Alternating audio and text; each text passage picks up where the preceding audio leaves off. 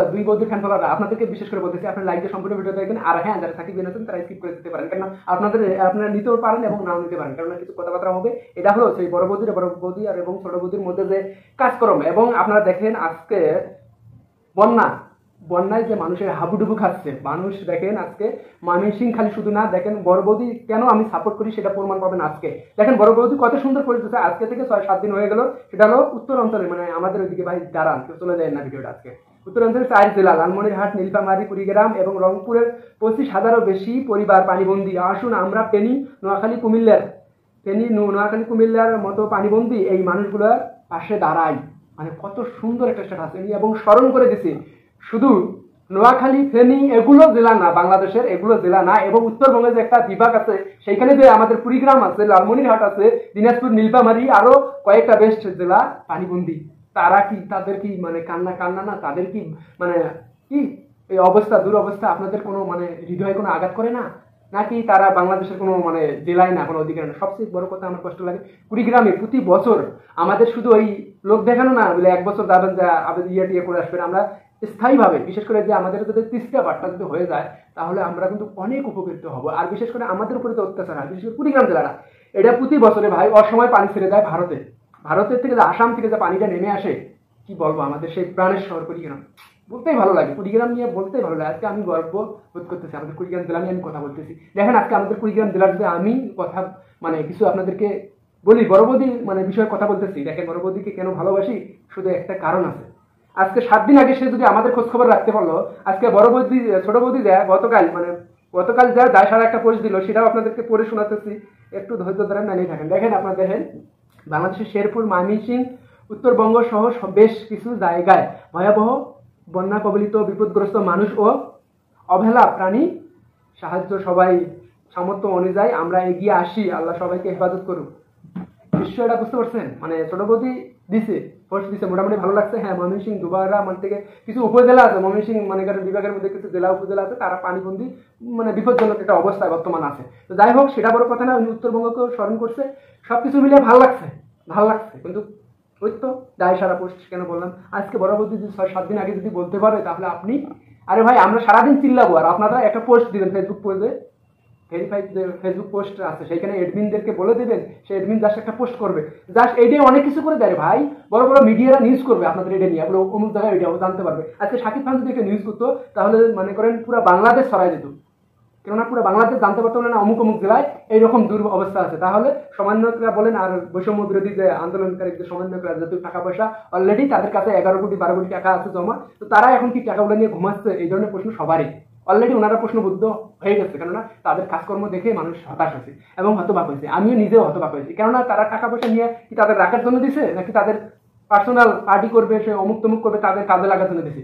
তাদেরকে দিছে যাতে অসহায় মানুষদের পাশে দাঁড়ান। আজকে কি শাইখ রহমতুল্লাহ, উনি যে ফাউন্ডেশন, উনি ওইখান থেকে দেখেন পুরো সারা বাংলায় বর্তমান যে উনি একটা মানে অবস্থান, এবং কি উনি যে বিশ্বাসে একটা গ্রহণযোগ্যতা একটা ধরে রাখছে, সেটা কিন্তু ভাই এমনি না, তার যে কাজের মাধ্যমে সে আজকে বিশ্বাস বলেন, আজকে যে কোনো মানুষ, যে কোনো শ্রেণীর মানুষ, তারা ইসলামী ফাউন্ডেশন এইখানে টাকা বাড়াচ্ছে। কেন বাড়াচ্ছে? তো এখানে দিলে টাকাটা যাবে, গরিব দুঃখী মানুষের হাতে যাবে, কিন্তু আপনাদের মতো ছাত্রের হাতে দিলে কি হয়? তার প্রমাণ কিন্তু পাবলিক অলরেডি পেয়ে গেছে। তো আপনারা নিজেরাই কিন্তু আপনাদের নিজের মান সম্মান খাওয়াইছেন। দেখেন আজকে ছোট বৌদিকে কেন বললাম না, সারা দেখেন ইনি যে পোস্টটা দিল, ইনি আজকে 4-5 দিন আগে দিতে পারতো না।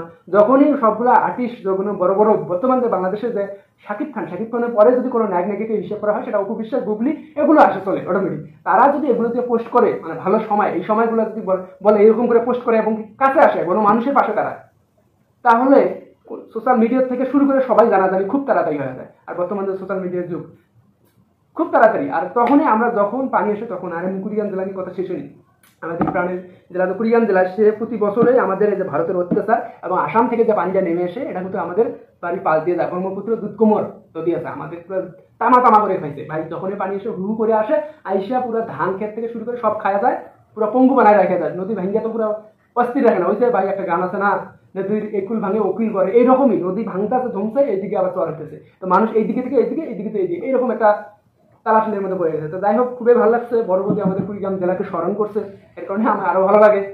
তো দিন শেষে একটা কথা বলি, বড় বৌদি কিন্তু ভাই ধর্ম, অনেকেই বলেন বলে ভাই আপনি মুসলিম মেয়ে কেন হিন্দু মেয়েকে সাপোর্ট করেন? আরে ভাই কাজটা দেখেন না ভাই, আমাদের ইসলাম ধর্ম কি বলে, আমাদের ইসলাম ধর্ম বলে আমরা শান্তিপ্রিয় বাঙালি না, শুধু আমরা শান্তিপ্রিয় ইসলাম ধর্ম।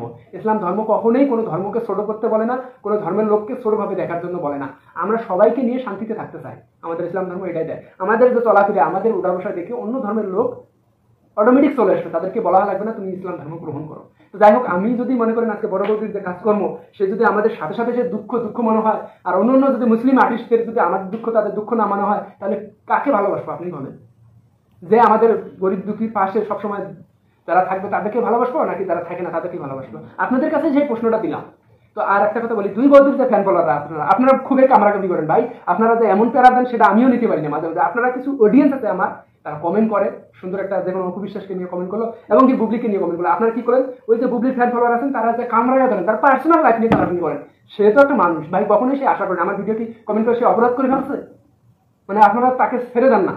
ওটা কিন্তু খুব খারাপ লাগে। আর মনে করেন যে বুবলির যেমন ভালো কথাবার্তা হয়, যেমন অপবিশ্বাসের ফ্যান ফলোয়ার, আপনারা যে ওই রকম করে পার্সোনাল ভাবে অ্যাটাক করেন, এটা কিন্তু সে কখনোই আশা করে না আপনাদের কাছ থেকে। এটা কিন্তু একটা ভালো মন মানসিকতা, মানুষের পরিচয় দেন না। ওই যে মানুষ একটা কথা বলে না, কথায় কথায় বলে ব্যবহারে বংশের পরিচয়। তো এমন কিছু পরিচয় দিয়ে না যাতে আপনি বুঝতে পারেন না আপনি ওই লেভেলের লোক, ওই জায়গা থেকে এসেছেন।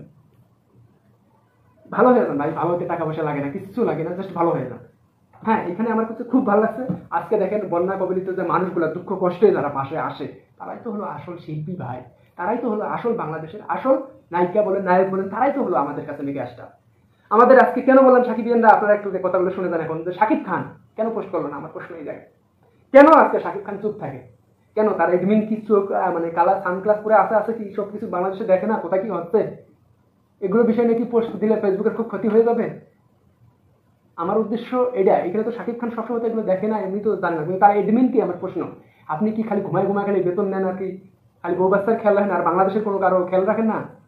মানে আপনার এটা উচিত না এই সময় আমাদের পাশে দাঁড়ায় এবং আমাদেরকে এগুলো সময় জাস্ট একটা পোস্ট করা?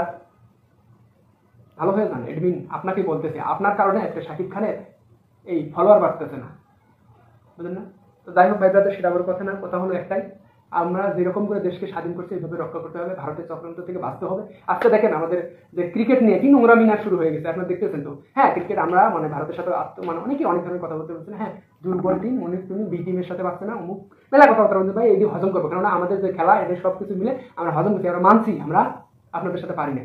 তো এর মানে এটা না আপনারা সবখানেই আমাদেরকে কি করবেন, ঘাড় মোটকায় খাবেন, সেটা হবে না। দাদাগিরি বাদ দেন, অনেক হয়েছে, মোষের তেল দিয়ে দেয়া দাদাদের মোষ অনেক লম্বা করে ফেলছে, এখন মোষ কিন্তু কেটে দেবো, বুঝছেন? ভালো হয়ে যান। এই যে প্রতি বছরে পানি দিয়ে দিয়ে আমাদের যে অত্যাচার করেন, এটার একটা কিন্তু হিসাব খেসারত একটা হলে দিতে হবে, আপনাদের খুব শীঘ্রই দিতে হবে। বাঙালি কিন্তু অনেক ধৈর্য, যদি ধৈর্যটা ভেঙে যায় ভাই, ভারতবর্ষ পুরো ক্ষণ হয়ে যাবে। খালি একটা কথাই বললাম, পুরো ক্ষণ হয়ে যাবে। বাংলাদেশকে ভাঙানোর চেষ্টা করা লাগবে না, পুরো ভারতবর্ষ খান হয়ে যাবে। কেননা তাদের শত্রু চতুর্পাশে আছে, খেয়াল করে দেখেন, বড় শত্রু চীন, পাকিস্তান, বাংলাদেশ, মায়ানমার, আপনার মনে করেন শ্রীলঙ্কা, কোনো মালদ্বীপ একটা রাষ্ট্র, তারাও ভারতকে দেখতে পারে না, নেপালও দেখতে পারে না। তারা আমরাই কি বাংলাদেশ খারাপ নাকি ভারত খারাপ, তার প্রমাণগুলি পাচ্ছেন ভাই। আপনি প্রতিবেশী একজন প্রতিবেশী, আপনি কি সবাই গ্রামের মানুষ সবাই খারাপ হবে, আপনি একাই ভালো, নাকি আপনি খারাপ গ্রামের মানুষ ভালো? আপনার সাথে কারোর সাথে না মানে তাহলে ভেবে নেবেন আপনি হলেন জঘন্য ব্যক্তি। তো ভারতের যে নরেন্দ্র মোদী আছে, নরেন্দ্র মোদী এবং মোদী প্রশাসন, এরা হলো জঘন্য।